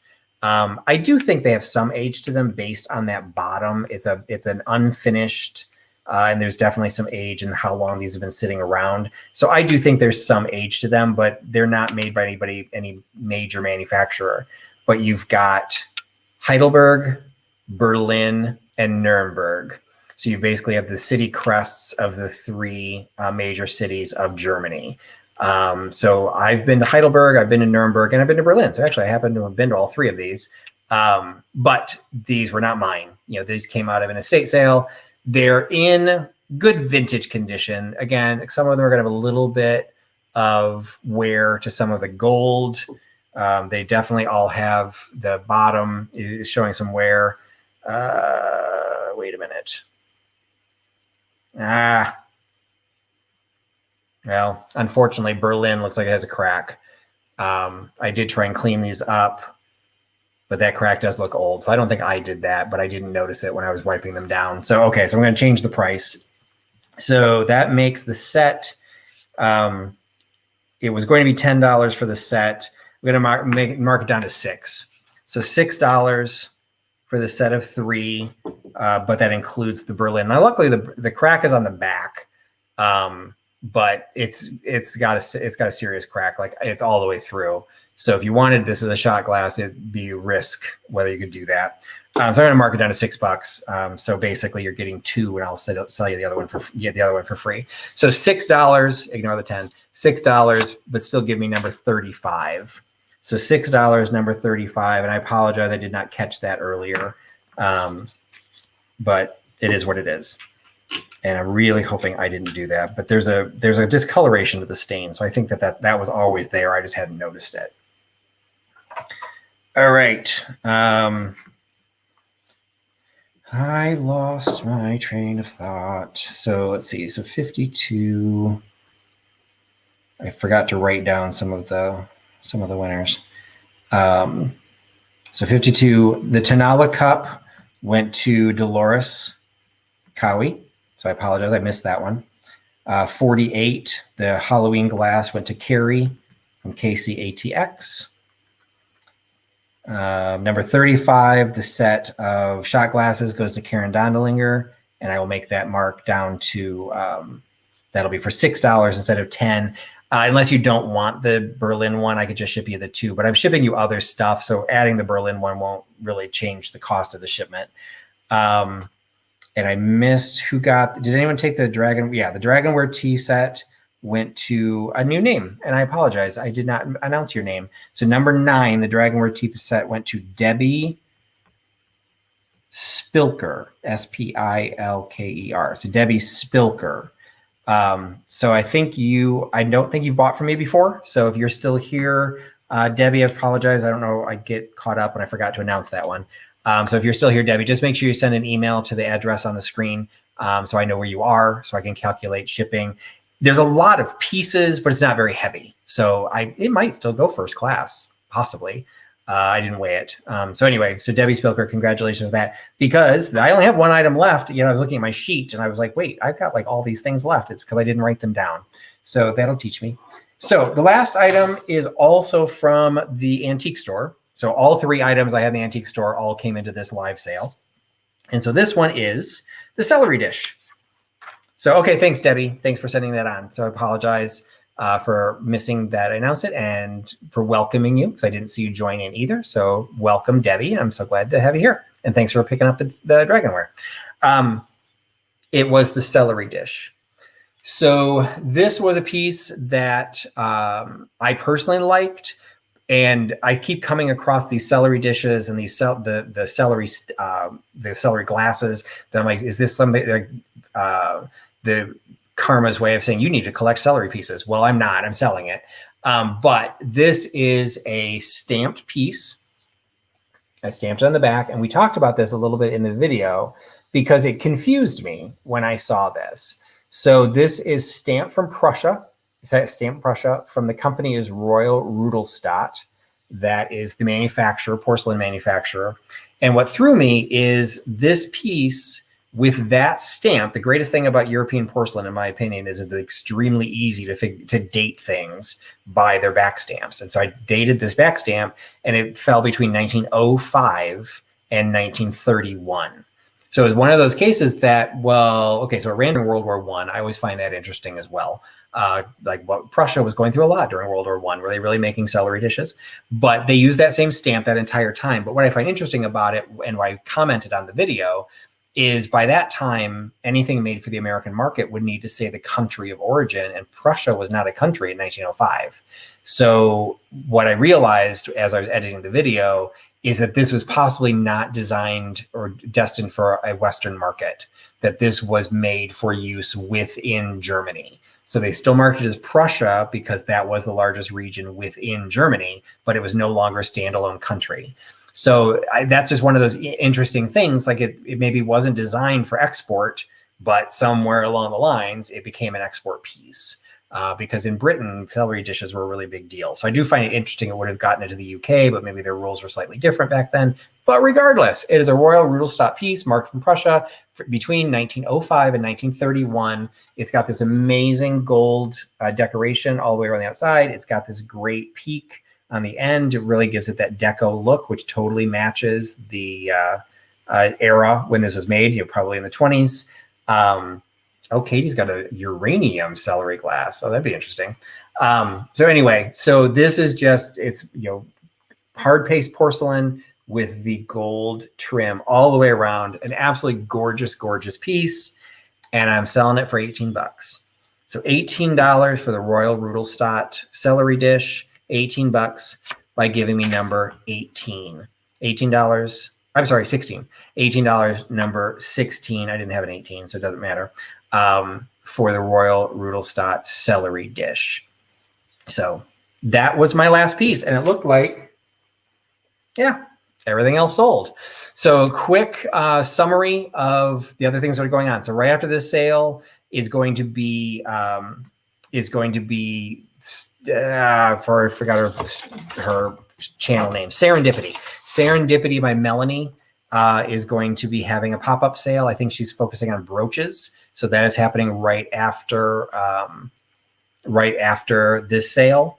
And so For Sandy's Lilacs gets the celery dish. So I can add that to the invalid feeder. And interesting enough, they both came from the same store and they're going to stay together. So very cool. So Serendipity by Melanie, she says she's doing a pop-up sale after my sale. So probably at the top of the hour, so maybe in 5 minutes. And then in an hour and 5 minutes, Nancy from This Overstuffed House will be having her weekly live sale. So just, the calendar, if you follow Angela Marksberry or Trisha from Sandy and Otto, they do some great job of keeping track of particularly all of the little pop-ups and things that change.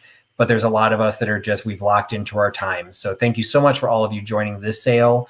I'm always going to be at 8 p.m. As I've always said, same bat time, same bat channel. That'll resonate to some of you of a certain age. I'm just going to be here, and people pop in and pop out. They may overlap with me. Nothing I can do about it. Moving on. So Melanie, I don't know if this is going to be a regular thing, but she's at least doing a pop-up and trying out this time slot between me and Nancy. So check out Serendipity by Melanie, and then at 11 p.m. Eastern, check out Nancy from This Overstuffed House. What is the name of your collection that is all gold? Well, there's Weeping Gold, which I only have one piece from that because I don't particularly like Weeping Gold. So what I collect is the Picard Gold and the Stouffer Studio Gold, which is all from about the same era because they're both Chicago-based companies. And so they didn't really, other than just Picard Gold, they didn't really have a name. Some people put a name on it, but it's just the overall gold design. But thank you for asking. But Weeping Gold is far more common, but that's not an area I'm collecting. I like the Picard and the Stouffer. So those are the sales coming up. So watch for those of us who are doing regular sales at regular times. You'll always know when to find us, but then follow those calendars because there are pop-up sales all the time. So I'll usually, if I've got some downtime, I'll just pop into YouTube, look at my subscriptions and just say, who's live? And so sometimes I'm coming in like at the last 10 minutes of a sale, but we always appreciate when people can make the sales. So, it's great if you can make your time. So thank you for joining. Also marking your calendars because I'm not sure these ended up on the weekly calendars because they weren't publicly made available. So Saturday night is on Vintage Vinny. His channel will be the Dirty Minds game hosted by Vinny, including Katie from Vintage and Vinyl, Misty from Thrifter Junker Vintage Hunter, and I'm just showing off how quickly I can say her name now. And then Laura and Mary Beth from Fatbird Finds, and yours truly, me. We will all be on Vinny's channel at 6 p.m. Eastern on Saturday, May 1st. So I don't think that one hit the calendars. And the other one that didn't hit the calendar was my own deep dive, which will be Sunday at 8 p.m. Eastern, Sunday with May 2nd. That is with Cindy from Mimi's Treasure Cottage, and we will be doing a deep dive on Longaberger baskets. And go ahead and mark your calendars, because a week from now, I will be having my regular sale. It will still be at the regular time. It will still be same bat time, same bat channel, 8 p.m. on next Thursday. But next week will be the return of a 4S1S event, 4 sellers, 1 sale. And my sellers for next week are Misty, Katie, Laura, Mary Beth, and me. So I've kind of replicated Vinny's guest list onto my own guest list, and that wasn't intentional. But we are going to be doing a joint sale where we'll be doing round robins. Same thing, no auctions, no offer ups. We'll just be doing individual items, and that'll be next Thursday. So a lot of stuff coming up on that involve me, but follow the other channels, follow the other calendars for all the other stuff. So again, thank you so much for everyone joining. Thanks for those. Definitely try and catch what, that's okay. We always get things mixed up. I don't know what Mike's talking about, but that's okay. So we're saying goodbye to everybody. But anyway, so now you know some of the things coming up, market calendars, and I try and jump into some sales when I can. So I, again, appreciate everyone for giving me your time. Thanks for putting your trust in Trusty Huckster, and everybody have a great night, and I'll talk to you again soon. Bye-bye.